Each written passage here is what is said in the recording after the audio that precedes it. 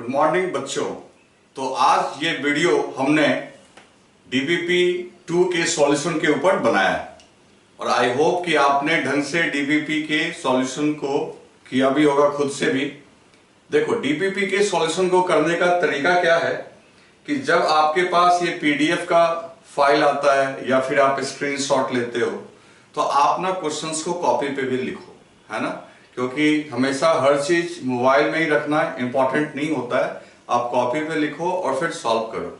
अगर आपने से खुद से कर लिया तो अच्छी बात है, नहीं तो अभी जब सॉल्यूशन होगा तो आप वहां पे जहां भी आपने स्पेस दे रखा होगा वहां पे आप उस सॉल्यूशन को लिख दो।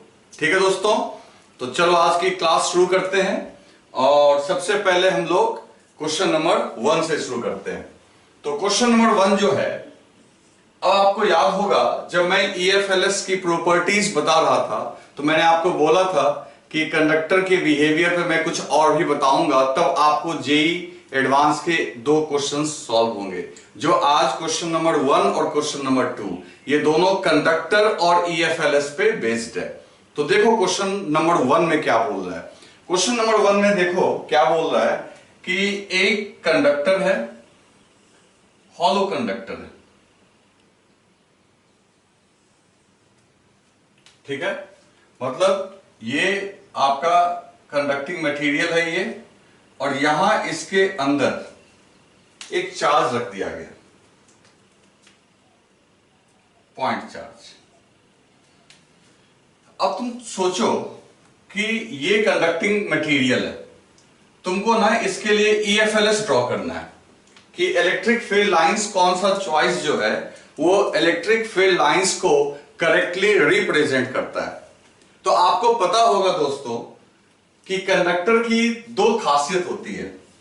एक, कंडक्टर के अंदर इलेक्ट्रिक फील्ड नहीं होता है, बस 2 पॉइंट से ये क्वेश्चन सॉल्व हो जाएगा। एक वो कि कंडक्टर के अंदर इलेक्ट्रिक फील्ड नहीं होता है, तो कंडक्टर के अंदर आप EFLS पास मत करवाना, उसके बल्क में इलेक्ट्रिक फील्ड नहीं होता है, ये हम लोग पढ़ चुके हैं, समझ गए, वो जो हमने बिहेवियर ऑफ कंडक्टर में पढ़ा है। दूसरा ये कि जो EFLS होता है वो कंडक्टिंग सरफेस पे हमेशा कैसा गिरता है, परपेंडिकुलर, ठीक है ना, उसके ऊपर क्या होता है 90 डिग्री। तो अब देखो जरा समझो मेरी बात को, एक बात तो समझ जाओ कि उन सभी चॉइसेस को हटा दो जिसमें इस दोनों सरफेस के बीच में भी लाइंस ड्रॉ किए हुए, वो बेकार है। आप कैसे यहां पे लाइन ड्रॉ करोगे, मान लो ये पॉइंट चार्ज है, अब एक एग्जांपल लेते हैं, और ये पॉइंट चार्ज के ठीक सेंटर में नहीं रखा हुआ है, ये इधर कहीं रखा हुआ है, ठीक है ना। मैं थोड़ा इसको ढंग से बनाता हूं, एक बार मैं इसको रब करता हूं और थोड़ा ढंग से बड़ा डायग्राम बनाता हूं ताकि आपको देखने में सही लगे। देखो ये उसका आउटर सरफेस बन गया, ये उसका इनर सरफेस बन गया, ये बीच में बल्क हुआ, और पॉइंट चार्ज ठीक बीच में होने के बजाय साइड में कहीं पे। अब कैसे फील्ड, तो पॉइंट चार्ज से तो EFLS निकलेंगी रेडियली आउटवर्ड, लेकिन आप खुद सोचो कि इससे जो लाइन निकलेगी वो इस सरफेस पे फॉल होना चाहिए परपेंडिकुलर। तो आप अगर लाइंस को ऐसे गिरा दोगे तो ये हो जाएगा रॉन्ग। क्यों रॉन्ग हो जाएगा दोस्तों, क्योंकि ये लाइंस जो है इस सरफेस के परपेंडिकुलर नहीं है। तो ये लाइंस कैसे फॉल होंगी वो आप समझो जरा। ये लाइंस फॉल ऐसे होंगी, मान लो ऐसे, एज इफ कि ये लाइंस इसके सेंटर से आ रही हो, क्योंकि सेंटर पूरे जो स्फीयर का सेंटर है वहां से कोई भी अगर लाइन ड्रॉ करेंगे तो परपेंडिकुलर होता है, लेकिन ये चार्ज चूंकि सेंटर पे नहीं है तो इसकी लाइनें इस तरीके से मुड़ के गिरेंगी। जैसे मान लो यहां पे गिराना है तो ऐसे नहीं मिला दोगे, ऐसे मिलाने से क्या होगा, इससे तो ठीक है निकल गया, लेकिन इसके ऊपर परपेंडिकुलर नहीं गिरेगी, ये ऐसे फॉल होगा, है ना दोस्तों। अगर यहां गिरना हो तो ये ऐसे फॉल होगा, मतलब हर हालत में आपको कैसे करवाना है, परपेंडिकुलर, इसके ऊपर ऐसे फॉल होगा। तो इस तरीके से ये लाइंस यहां पे इसके इनर सरफेस पे फॉल करेंगी, परपेंडिकुलर, हर एक जगह परपेंडिकुलर। अब फिर देखो, अब यहां पे आ गया बल्क ऑफ द कंडक्टर, तो लाइन मिसिंग हो जाएगी, क्योंकि लाइंस किसको रिप्रेजेंट करती है, इलेक्ट्रिक फील्ड को, and electric field is not present here. यहां पे इलेक्ट्रिक फील्ड क्या होना चाहिए, 0। तो ये लाइंस यहां गायब हो जाएंगी और फिर लाइंस यहां पे अपीयर होके बाहर चली जाएंगी। तो देखो परपेंडिकुलर, इस सरफेस से भी परपेंडिकुलर, यही लाइन फिर कंटिन्यू हो जाएगी परपेंडिकुलर परपेंडिकुलर। अब तुम में से किसी को लग रहा होगा कि सर एक और बना देते हैं यहां पे,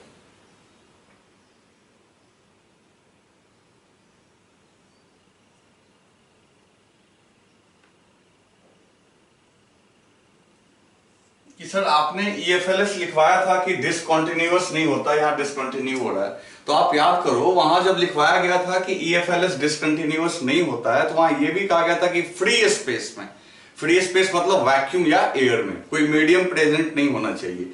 और यहां तुम देख रहे हो ना मेटल्स प्रेजेंट है, दैट्स व्हाई ये लाइन कुछ देर के लिए क्या हो गया डिसकंटिन्यू एंड फिर क्या हो गया रीअपीयर। तो दोस्तों इस तरीके से आप देखो तो ऐसा जो सुटेबल चॉइस है वो सी में दिया हुआ है, सी के अलावे बाकी सारे चॉइसेस जो हैं वो क्या है रॉन्ग।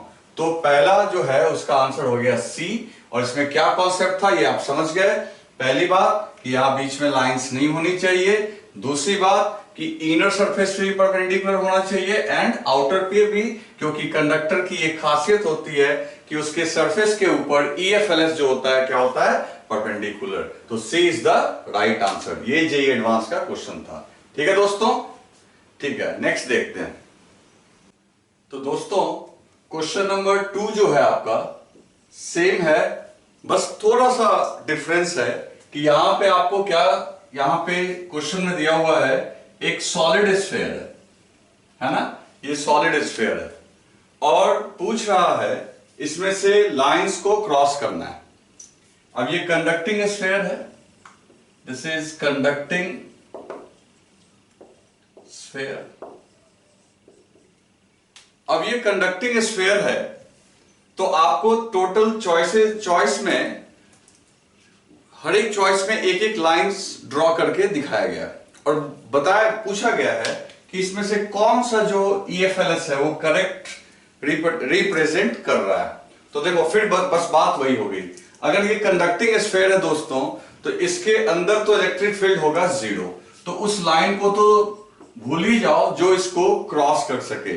तो लाइंस कैसे पास करेंगी, सीधी बात है, अगर कोई लाइंस जा रही होगी तो जब ये ऐसे जा रही होगी तो आपको ये भी ध्यान रखना है कि इस सरफेस पे ये कैसे फॉल करे परपेंडिकुलर, और किसी स्फीयर पे परपेंडिकुलर रेडियस के लॉन्ग होता है तो ये लाइन थोड़ी सी यहां पे बेंड हो जाएगी।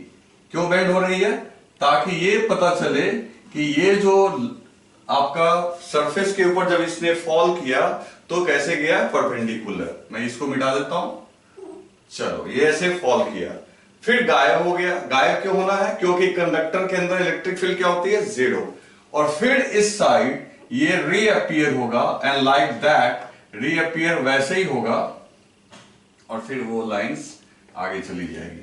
तो देखो ये जो लाइन आपका दिया हुआ है ऑप्शन नंबर 4 में, तो कहने का मतलब है कि बाकी 3 ऑप्शंस मैंने नहीं ड्रॉ किए हैं बोर्ड के ऊपर, क्योंकि वो सब एकदम आराम से आप उसको ना कैंसिल कर सकते हो, क्योंकि वो जो लाइंस हैं वो इसको पूरा इंटरसेक्ट करते हुए कंडक्टर के अंदर भी दिखाया हुआ है, which is not correct. Lines जो हैं वो हर हालत में कंडक्टर के सरफेस के परपेंडिकुलर पे ही गिरेगा और अंदर जो है वो लाइंस होंगी ही नहीं। तो कौन सा आंसर आ गया आपका दोस्तों 4th। तो ये नंबर 1, क्वेश्चन नंबर 1 और क्वेश्चन नंबर 2 का सॉल्यूशन बहुत इजी था जो EFLS पे है, और ये दोनों ही क्वेश्चन जेईई एडवांस में पूछे गए हैं। तो आई होप कि दोनों बन गया होगा तुम लोगों से। अगर नहीं सॉल्व हुआ तो आप देख लो क्यों नहीं सॉल्व हुआ, क्या हुआ नहीं हुआ। ओके ठीक है, नेक्स्ट क्वेश्चन। तो बच्चों ये नेक्स्ट क्वेश्चन जो अपना है ये जेईई एडवांस का पूछा हुआ है, जिसमें आपको सिंपल डाटा दिया हुआ है और इतना इजी है, आप इस क्वेश्चन के थिकनेस को, इसकी लंबाई चौड़ाई देख के डरो मत। जिसने भी इसे ध्यान से पढ़ा उससे ये प्रॉब्लम एकदम आराम से बन जाएगा। अब जरा देखते हैं ये क्वेश्चन क्या कर रहा है, बस कोऑर्डिनेट थोड़ा सीखना होगा आपको। देखो ये जो आउटलाइन हमने बनाया है ये एक गॉसियन सरफेस है। ओके, अब इस गॉसियन सरफेस से क्वेश्चन में पूछा जा रहा है टोटल फ्लक्स कितना है। तो भाई गॉसियन सरफेस से फ्लक्स का फॉर्मूला होता है Q inside by epsilon naught. तो मेरे को यह पता करना होगा कि इस गॉसियन सरफेस में टोटल चार्जेस कितने हैं। अब तुम बोर्ड पे कुछ डायग्राम्स देख रहे होगे, क्या लिखा हुआ है? क्वेश्चन का लैंग्वेज कहता है कि इस क्यूब का जो सेंटर है वहां पे ओरिजिन है, तो 0,0,0। फिर ये बात करता है कि इस क्यूब, तो सीधी सी बात हो गई कि अगर ये क्यूब का सेंटर 0,0 और क्यूब का टोटल साइड जो है वो है a, ये भी a, ये भी a, तो ऑटोमेटिकली ये दूरी कितनी हो जाएगी दोस्तों? a/2। इधर भी a/2, इधर भी a/2, ये भी a/2, ये भी a/2, ये भी a/2, ये भी a/2, सब a/2। अब देखो क्या बोल रहा है, कहता है कि एक डिस्क है जिसके सेंटर का कोऑर्डिनेट है -a/2 0,0। इसका मतलब उस डिस्क का सेंटर x एक्सिस पे, क्योंकि y coordinate 0, x coordinate z coordinate 0 और x कोऑर्डिनेट -a/2, तो ओरिजिन से a/2 यही हुआ ना डिस्टेंस, और यहां पे ये डिस्क है। अब तुमको क्लियर कट डायग्राम से दिख रहा होगा कि इस डिस्क का आधा हिस्सा गॉसियन सरफेस के अंदर है और आधा बाहर। तो ऑटोमेटिकली इस पे अगर टोटल चार्ज है 6c, 6 कूलम, तो आधा डिस्क अंदर है, तो इसका मतलब इसके पूरे डिस्क 6c में से half of the charge inside होगा। तो हाफ ऑफ द इनसाइड होगा तो मान लेते हैं उसे Q1, तो इसका मतलब 3c हो गया अंदर। और ये बात सबको समझ में, बस लोकेशन फाइंड आउट करना है आपको। फिर क्या है कि लिखा हुआ है कि एक रॉड है, एक रॉड है जिसपे यूनिफॉर्मली चार्ज है और जिसपे टोटल चार्ज कितना है 8c। और रॉड का जो कोऑर्डिनेट तुम देखोगे तो रॉड का कोऑर्डिनेट सिर्फ उसका भी सिर्फ x कोऑर्डिनेट ही है, और x कोऑर्डिनेट कहां से कहां? a/4 से 5a/4 तक। तो देखो ये ओरिजिन और ये पूरी दूरी है a/2, तो a/2 का आधा ये हो गया a/4, मतलब रॉड यहां से शुरू हुआ a/4 से और कहां तक चला? 5a/4 तक। तो ऑटोमेटिकली रॉड की लंबाई कितनी हो गई? a। तो रॉड की जब लंबाई a हो गई और a लेंथ में कितना चार्ज है? 8c। तो रॉड का सिर्फ ये वाला हिस्सा, देख ध्यान से देखो, सिर्फ ये वाला हिस्सा अंदर है, बाकी तो बाहर है। तो अंदर कितना हिस्सा है? तो देखो यहां से यहां तक है a/4, तो ये भी आपका कितना होगा? a/4। तो टोटल रॉड की लंबाई a है, उसमें से a/4 इनसाइड है, यानी 1/4 अंदर है, तो चार्ज भी आपका 1/4 ही अंदर होगा। तो चार्ज 1/4 अंदर होने का मतलब है 8c में 1/4 का मतलब कितना हो गया? तो Q2 इक्वल टू 8c/4, तो ये कितना हो गया? 2c। आ रही है बात समझ में? बस हो गया क्वेश्चन सॉल्व।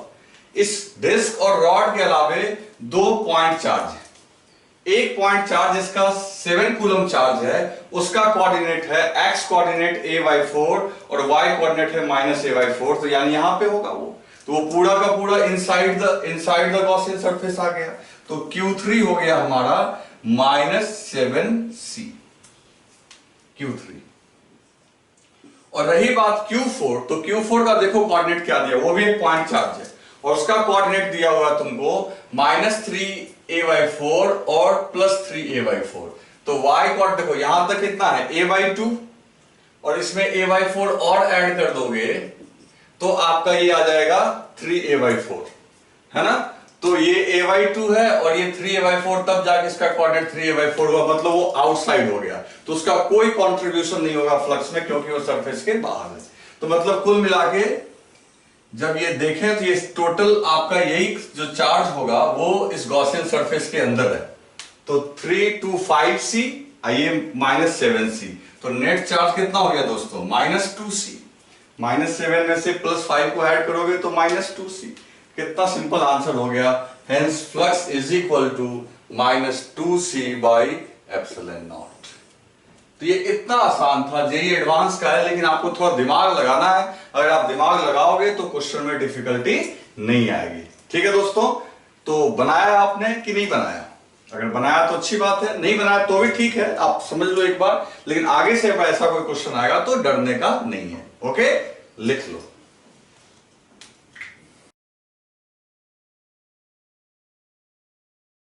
तो दोस्तों अब इस क्वेश्चन में देखते हैं, ये भी जेईई एडवांस का है और ये मोर देन वन करेक्ट है।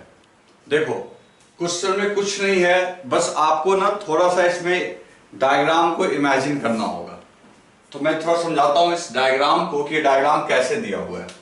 पहली बात देख लो, ये क्यूब है जिसका सेंटर, किसका सेंटर, क्यूब का सेंटर पे ओरिजिन है, ठीक है। और जहां ओरिजिन है वहां +3q चार्ज दिया हुआ है, ठीक है। उसके बाद एक एक्सिस जो इधर है, जो तुम लोग के सामने आएगा, वो है एक्स एक्सिस, और बोर्ड पे हॉरिजॉन्टली इधर आपका पॉजिटिव वाई एक्सिस है और इधर नेगेटिव वाई है, और अब आपका पॉजिटिव जेड है और डाउन आपका नेगेटिव जेड है। और इस क्यूब का जो साइड दिया हुआ है दोस्तों, वो दिया हुआ है ए। तो स्वाभाविक सी बात है, सेंटर से कोई भी फेस की दूरी a/2 हो जाएगी, क्योंकि सेंटर आपका कहां पे है, ओरिजिन पे। तो ओरिजिन से क्या कहीं भी किसी भी फेस की तरफ जाएंगे तो कितना हो जाएगा, a/2। अब देखो टोटल 3 चार्जेस है, -q और +3q। -q का कोऑर्डिनेट देखो, 0 0 तो आपका x0 z0, सिर्फ y है -a/4 और ये है +a/4। तो मैं यहां बगल में थोड़ा डायग्राम बना के दिखाता हूं। देखो ये हो गया ओरिजिन, जहां पे +3q है, इस तरफ -q है, कितने डिस्टेंस पे, तो a/4 पे, और इधर भी a/4 पे आपका कितना है, -q। तभी तो देखो ये दोनों चार्ज -q, एक का कोऑर्डिनेट है 0, a/4, 0, और इधर वाले का कोऑर्डिनेट हो गया 0, -a/4, 0। तो अगर देखा जाए तो इस क्यूब की टोटल साइज है, आप देख लो पूरा साइज है a, और यहां पे तुम्हारा सेंटर है, तो ये इधर भी a/2 और इधर भी a/2, और चार्जेस जो हैं वो a/4 पे ही रखा हुआ है। इसका मतलब ये जो दोनों चार्ज -q है, ये क्यूब के अंदर ही है।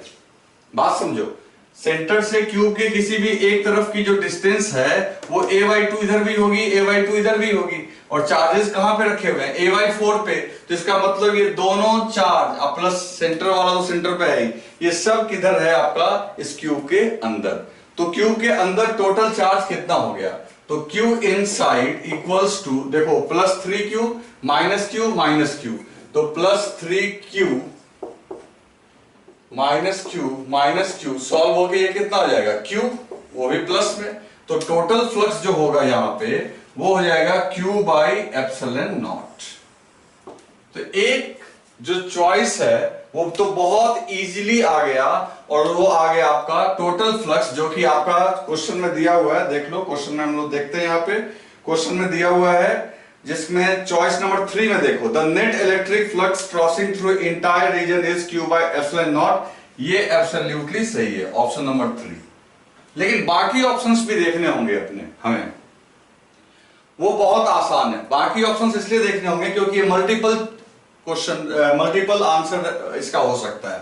देखो चॉइस 1 में क्या कहता है, net flux crossing through plane x + a/2 is equal to net electric flux crossing the plane x - a/2। अब देखो कौन सा प्लेन +a/2 पे होगा, ये जो तुम्हारे सामने जो प्लेन है, ये डिस्टेंस जो है ये a/2 है, और ठीक पीछे वाला प्लेन। तो देखो जो भी चार्ज रखा हुआ है y एक्सिस पे रखा हुआ है, तो x एक्सिस में आगे रखो या प्लेन या पीछे रखो, वो तो सिमेट्रिकल ही होगा। आगे वाला चाहे पीछे वाला, जैसे मान लो चार्ज कहां रखा हुआ है, y एक्सिस पे, तो x एक्सिस के +a/2 पे देख लो या x एक्सिस के -a/2 पे देख लो, दोनों इक्वी डिस्टेंट है। तो x एक्सिस के जो +a/2 पे जो फ्लक्स जा रहा होगा जिस प्लेन से, वही आपका x = -a/2 प्लेन जो पीछे वाला प्लेन है, तो फ्लक्स दोनों जगह सेम होगा बाय यूजिंग सिमेट्री। तो हम कह सकते हैं नंबर 1 भी करेक्ट है। कैसे करेक्ट है दोस्तों, तो x एक्सिस के दोनों प्लेन से जो फ्लक्स पास करेगा वो आइडेंटिकल होगा सिमेट्रिकली।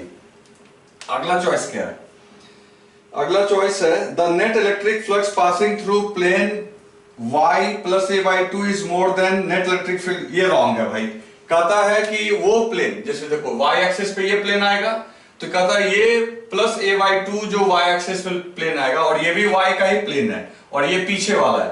तो जब सब जगह सिमेट्री चल रहा है तो y के भी दोनों प्लेन का फ्लक्स क्या होगा, सेम, क्योंकि चार्ज सिमेट्रिकली रखा हुआ है। जबकि इसमें लिखा हुआ है कि इधर वाले का मोड होगा और नेगेटिव y पे जो प्लेन रखा हुआ है वो लेस होगा, रॉन्ग है ना। दोनों पे क्या होगा, सेम।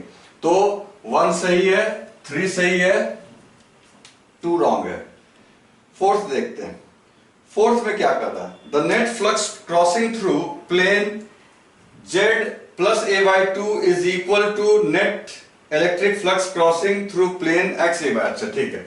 अब एक बात देखो, अगर y पे रखा हुआ है, ध्यान से सुनना, अगर चार्ज सिर्फ y पे रखा हुआ है तो x की बात करो या z की बात करो, ये दोनों के लिए तो सिमेट्री ही हो जाएगा ना। खुद सोचो, रूम के ठीक बीचों बीच अगर चार्ज रखा हुआ है तो चाहे वो x इस सामने वाले दीवार की बात करो या सीलिंग की बात करो, सिमेट्री के हिसाब से अगर देखा जाए तो दोनों एकदम आइडेंटिकल पोजीशन पे है। तो चाहे प्लेन आपका x a/2 पे हो या प्लेन आपका z a/2 पे हो, दोनों से फ्लक्स क्या होगा, सेम।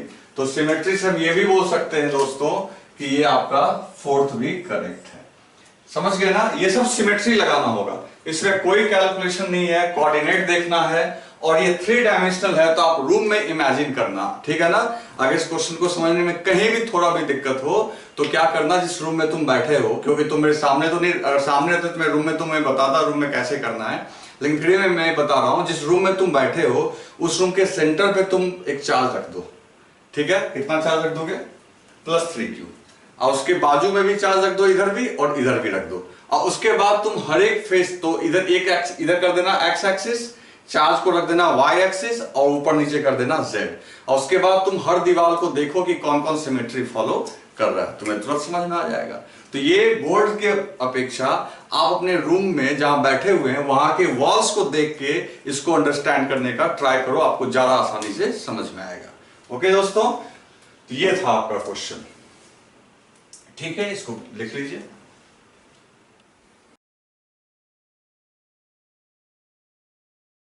तो दोस्तों ये नेक्स्ट क्वेश्चन जो है 5 नंबर, ये नीट में पूछा गया है, ठीक है ना।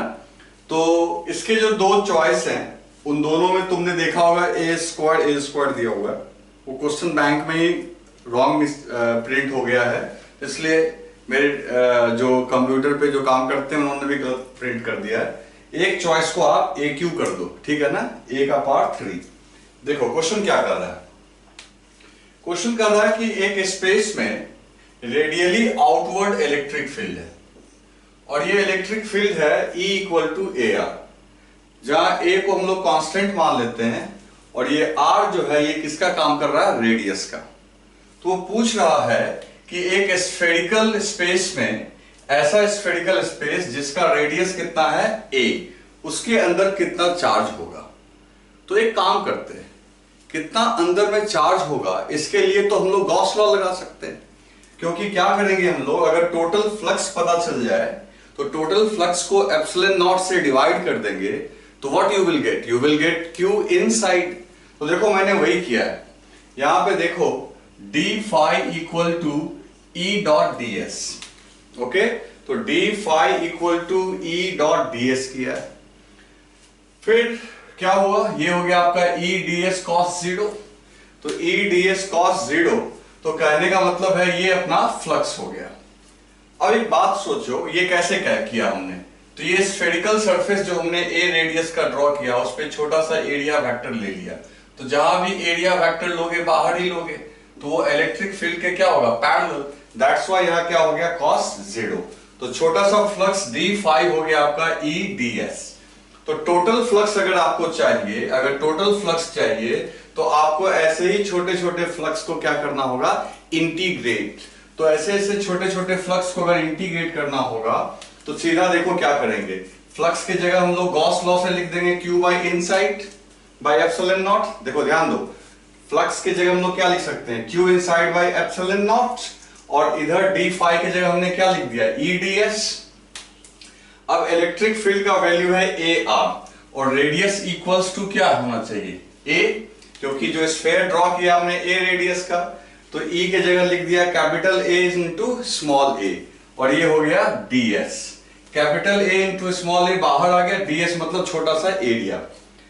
अब ये जो डीए लिखा है उसको आप डीएस भी लिख सकते हो, मर्जी है। ए इसलिए नहीं लिखना चाह रहा हूं ना कि आप कंफ्यूज कर जाओगे फिर दोनों ए से। तो अब देखो कैपिटल ए स्मॉल ए आ गया बाहर, अंदर में क्या रह गया, सिर्फ डीएस। डीएस क्या है, छोटा सा एरिया वेक्टर। और ऐसे छोटे छोटे एरिया वेक्टर को अगर ऐड कर दोगे तो what you will get spherical area, जो कि कितना है आपका 4 पाई ए स्क्वायर, जहां पे ए क्या है आपका रेडियस। तो ये हो गया 4 pi a square into capital A into small a, सबको हमने मल्टीप्लाई कर दिया तो ये हो गया 4 पाई ए क्यूब और डिवाइडेड बाई एप्सिलॉन नॉट। अब एप्सिलॉन नॉट को भी उधर भेज दो तो फाइनल आंसर जो आपका निकल के आएगा Q inside equals to 4 pi epsilon naught A capital A into small A cube, है ना, a का पावर 3। तो किसी एक चॉइस में तुम a स्क्वायर की जगह a का पावर 3 कर लो, बहुत सिंपल है, कुछ भी नहीं था इसमें, बस आपको एक वेरिएबल फील्ड दिया हुआ था। लेकिन ठीक है, हम लोग तो जानते ही हैं, ऐसा कई बार कई क्वेश्चन कर चुके हैं, तो इसका आंसर ये होगा। ठीक है दोस्तों, तो इसको राइट डाउन कर लो।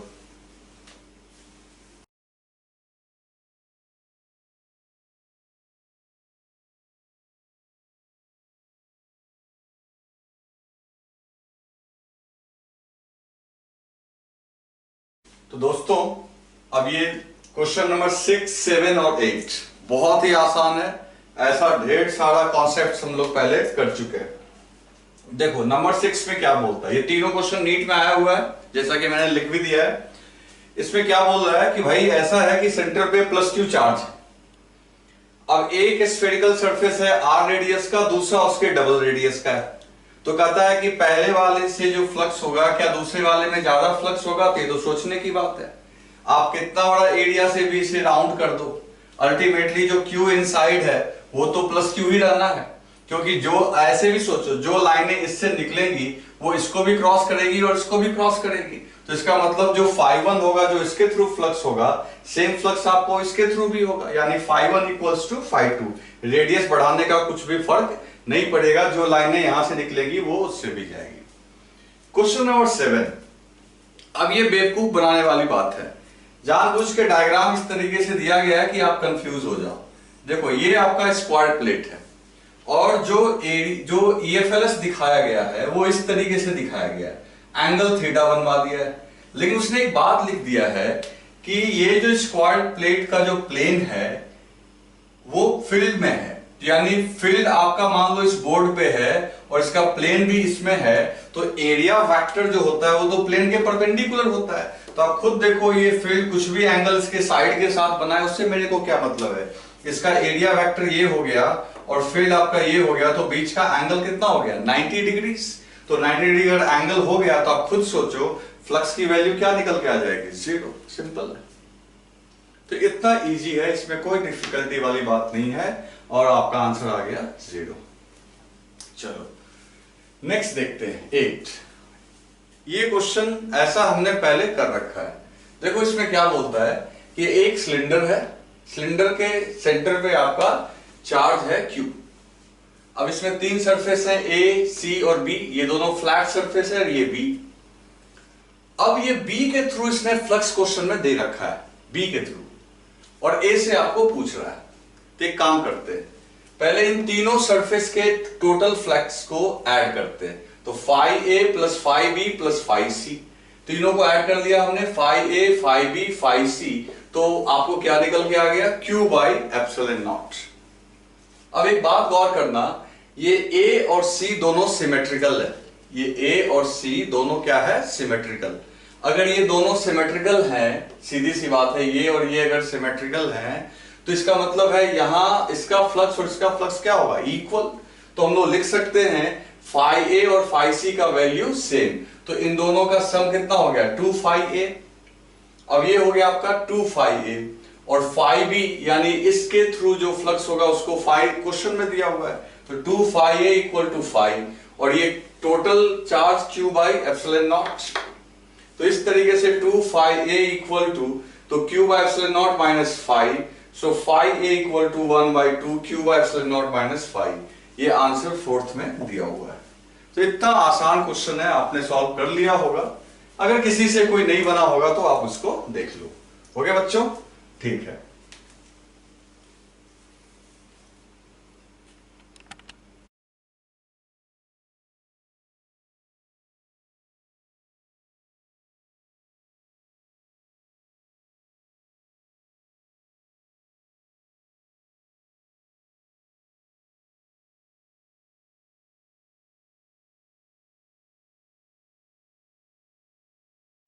तो दोस्तों नेक्स्ट क्वेश्चन है क्वेश्चन नंबर 9 और क्वेश्चन नंबर 10, जो कि बहुत ही आसान है। आप देख सकते हो कि क्वेश्चन नंबर 9 में कुछ नहीं करना है, वो एक क्यूब दिया हुआ है, ठीक है, और क्यूब के सेंटर पे आपका चार्ज दिया हुआ है, क्यूब के सेंटर पे चार्ज स्मॉल क्यूब दिया हुआ है, तो ऑटोमेटिकली टोटल फ्लक्स हो जाएगा Q बाय एप्सिलॉन नॉट, जो हम लोग पहले ही जानते हैं। और हर एक फेज से पूछ रहा है, तो हर एक फेज से पूछ रहा है तो 6 से डिवाइड कर दो। तो इसी को आप देखोगे चॉइस पे बहुत सारा घुमा घुमा के लिखा हुआ है, लेकिन आपको ध्यान रखना है जो चॉइस नंबर 2 में है उसको वो कैंसिल करने पे आपको सीधा आ जाएगा Q by 6 epsilon naught. Simple answer है, ये भी नीट में पूछा हुआ है। क्वेश्चन नंबर 10, ये बहुत बढ़िया क्वेश्चन है, जेईई एडवांस में पूछा है। पहली बात, तुम क्वेश्चन के लैंग्वेज पे जाओ। क्वेश्चन के लैंग्वेज में लिखा हुआ है कि 3 डाइइलेक्ट्रिक स्फीयर्स, और तुमको मैंने पहले ही बार बार बताया था कि डाइइलेक्ट्रिक का मतलब होता है नॉन कंडक्टिंग। डाइइलेक्ट्रिक का मतलब क्या होता है? Non conducting. तो these 3 spheres are non conducting. तो नॉन कंडक्टिंग में क्या होता है कि आप जो भी चार्ज दोगे वो यूनिफॉर्मली डिस्ट्रीब्यूट करना है, उसके वॉल्यूम में भी चार्ज रहेगा। यही अपने को पढ़ाया गया था कि अगर नॉन कंडक्टिंग स्फीयर होगा तो देखो ये स्फीयर, ये स्फीयर, ये स्फीयर, एक इसका रेडियस है r/2, इसकी जो रेडियस है दोस्तों, ये जो रेडियस है दिस इज r/2, इसकी r/2 रेडियस है, जिसके ऊपर आपने कितना चार्ज डिस्ट्रीब्यूट किया हुआ है? +q को। और एक पॉइंट P है जहां पे फील्ड कैलकुलेट करना है। तो खुद सोचो, अगर ये चार्ज इस पे आपने ऐसे डिस्ट्रीब्यूट कर दिया और फील्ड यहां पे चाहिए, तो ये आउटसाइड पॉइंट है, तो आउटसाइड के लिए तो ये पॉइंट चार्ज की तरफ फॉर्मूला यूज होगा, तो आपको फॉर्मूला याद करना होगा। तो electric field at point P कितना सिंपल हो जाएगा आपका? Q/4πε0r², यानी पॉइंट चार्ज के लिए जो इलेक्ट्रिक फील्ड यहां पे होगा Q/4πε0r²। कितना सिंपल है। तो इस तरीके से इलेक्ट्रिक फील्ड पॉइंट P पे आपको निकल गया, क्योंकि आउटसाइड के लिए तो यही फॉर्मूला आप लगाओगे। सेकेंड स्फीयर जो है इसका रेडियस r है और पॉइंट P अभी भी r डिस्टेंस पे ही लेना है। तो इसका अगर रेडियस r है और पॉइंट P r डिस्टेंस पे है तो मतलब ये सरफेस का पॉइंट हो गया, और टोटल चार्ज इसे कितना दे रहे हैं? तो 2q।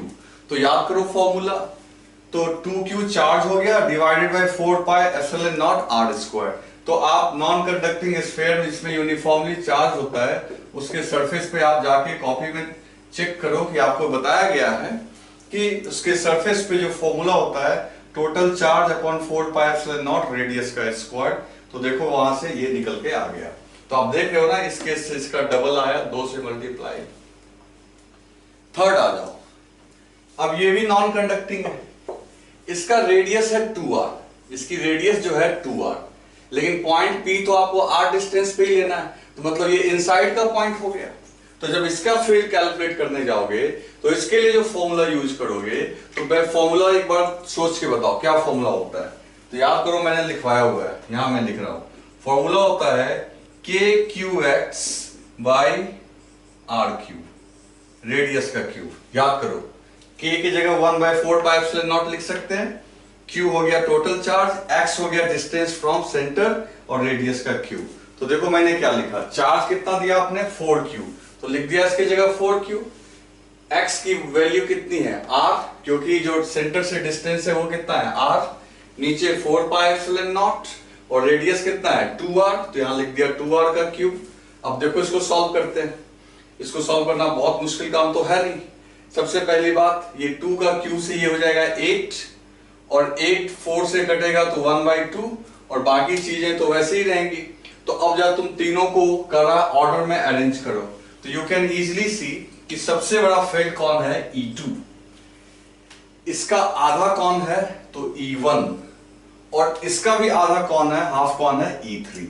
तो E2 लार्जेस्ट हुआ, उसके बाद E1 है, और सबसे स्मॉलेस्ट कौन हो गया आपका, E3। ओके, तो E2 is the largest one, after that E1, after that E3। तो आंसर क्या हो गया अपना, थर्ड। तो इतना इजी है, आपको समझने में दिक्कत नहीं होनी चाहिए। ओके बच्चों, देख लो इसको।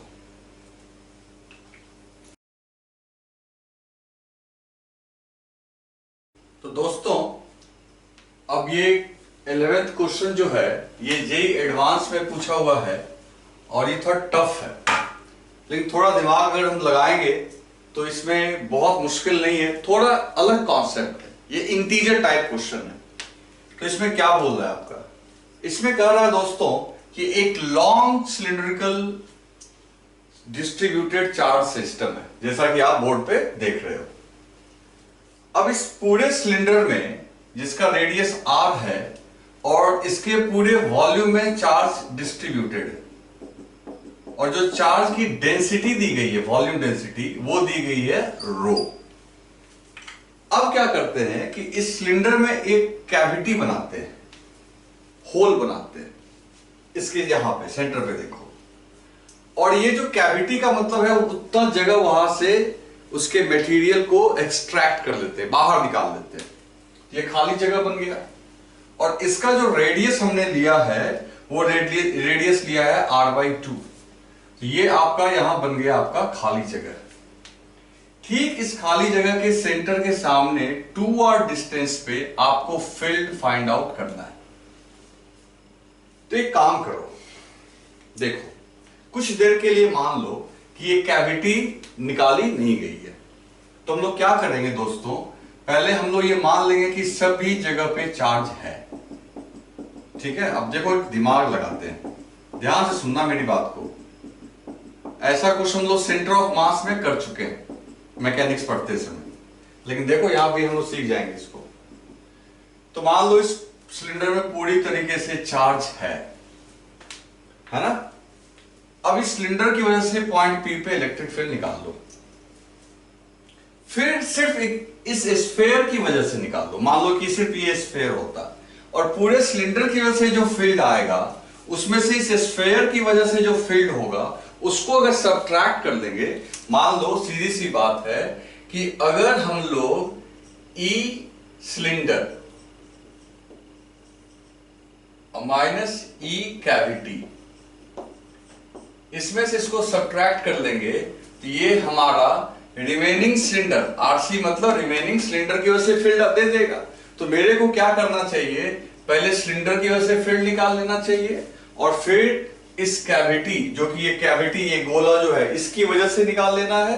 तो अगर इस पूरे सिलेंडर में से इसकी फील्ड को अगर हम सब्ट्रैक्ट कर लेंगे, तो जो क्वेश्चन में कैविटी के साथ सिलेंडर दिया है उसका आंसर आ जाएगा। आ रही है बात समझ में? मतलब पहले मैं मान लूंगा कि कैविटी है यहां पे, सॉरी कैविटी नहीं है बल्कि मटेरियल है, तो सिलेंडर बन गया, और उस सिलेंडर की वजह से यहां फील्ड निकाल लूंगा। फिर मैं क्या करूंगा कि एक स्फीयर की वजह से निकाल लूंगा पॉइंट P पे, और फिर अगर पूरे के फील्ड में से स्फीयर वाले फील्ड को अगर सब्ट्रैक्ट कर लें, तो बचे हुए जो कि क्वेश्चन में दिया हुआ सिलेंडर विद कैविटी, उसका आंसर आ जाएगा। तो सवाल है सिलेंडर की वजह से कैसे निकालेंगे हम लोग इसको, तो बहुत सिंपल है, देखते हैं सिलेंडर की वजह से कैसे निकालेंगे।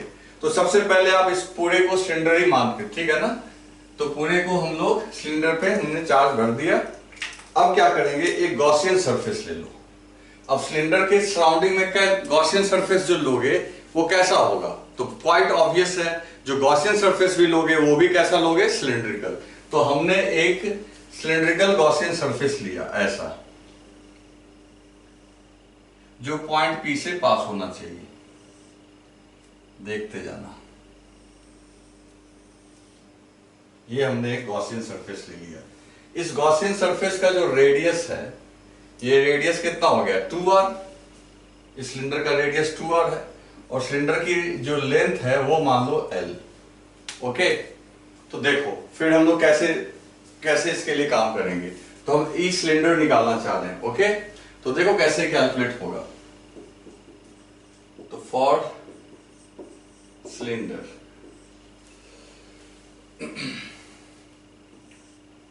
तो याद करो दोस्तों, E dot D equals to Q inside by epsilon not.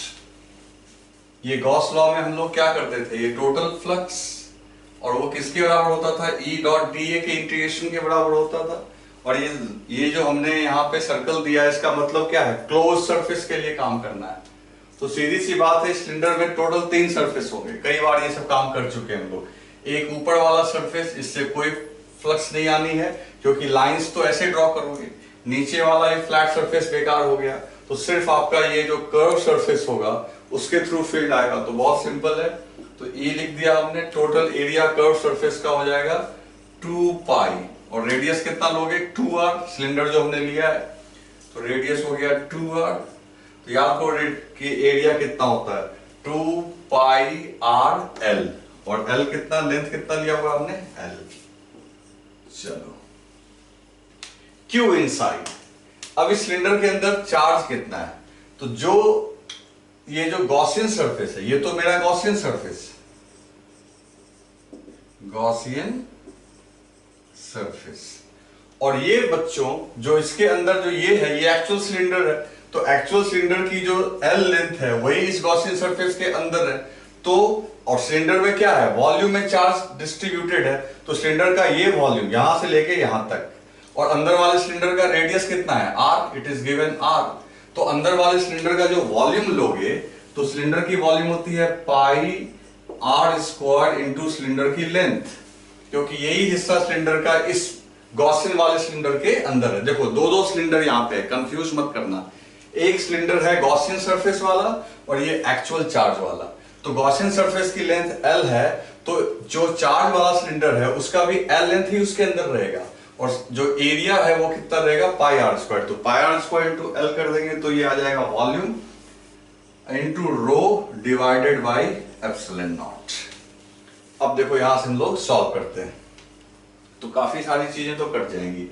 Pi cut गया, पाई से पाई कैंसिल हो गया, ठीक है, L से L कैंसिल हो गया, और उसके बाद एक R से आपका एक R कैंसिल हो जाएगा, इस R से ये R कैंसिल हो गया, तो और ये 2 का 4 उधर चला गया, तो E इक्वल्स टू कितना आ गया ये, तो E इक्वल्स टू आ गया आपका रो, ऊपर में R बच रहा है, और नीचे क्या क्या हो गया 2 इंटू 2 4 एप्सिलॉन नॉट। तो दोस्तों ध्यान से देख लो, कहीं भी कंफ्यूजन है तो बताना। तो इस होल सिलेंडर की वजह से, मतलब मैं मान के चल रहा हूं यहाँ पे कैविटी वेविटी नहीं है, पूरे सिलेंडर की वजह से अगर देखा जाए तो पॉइंट P पे इलेक्ट्रिक फील्ड आएगा sigma rho r by 4 epsilon not.